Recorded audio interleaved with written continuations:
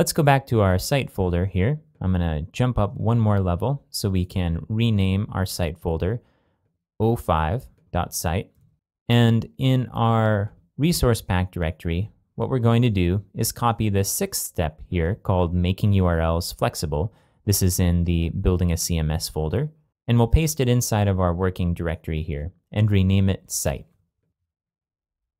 This time, if we go back to the browser and we go to a page that actually exists, we'll go ahead and remove all of this stuff from the right side of our site folder and refresh. You'll see that if we go to My Account and click on Administer Users, that we get a formatted list of users now. Even though we're in the admin folder and we're using the same template file, from here we can also click on any of these links to go to the correct location on our site. You see now we're at site/products. We're not in the admin folder anymore. Now let's take a look at how this is working in our code. Let's expand the site folder, expand the includes folder, and begin by looking at our page template file. Now remember, this is where we had our menu, which was causing one of the problems with URLs. This time, instead of just having index.php as the href attribute, we now have index.php being passed to the URL function. So our URL function is in our functions.php file. Let's open that up. If you scroll down to the bottom, you'll see we have a new function here called URL. What we do here is use our getSetting function and return the base path setting, and then we prepend that to the path here. If we look at our settings file, I'm going to jump back to our site folder, and it's going to be inside of our settings folder here. I'll open up settings.php. We have a new setting here, base path, that's set to /site/. So the idea here is that when we upload our site to a domain where we no longer have our site in a subfolder, we'll change the settings.php file there to have a slash for the base path setting. That way there's only one thing we need to change, and we can still freely upload files from our local development environment up to the live site. And we've centralized anything that's going to be different between our local site and a live site.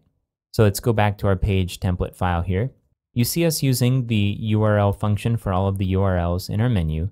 We also use it for the logo, and we pass it images/logo.png. We use it for our style sheet here. Remember how our administrative page lost all of its visual settings when we switched to using it inside of the admin folder?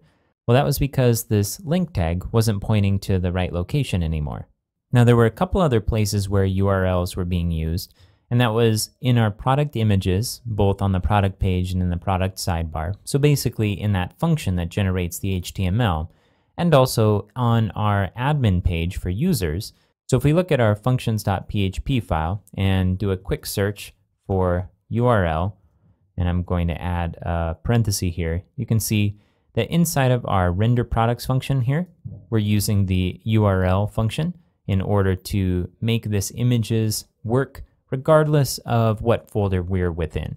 And then if we go back to our admin folder and expand that, notice that we've changed the name of our admin users to users.php, which makes a little bit more sense now that it's in the admin folder, and it's a little bit easier to read. I'm going to go ahead and open this up. You see we're using URL here to point to the correct location when we're deleting or editing a record.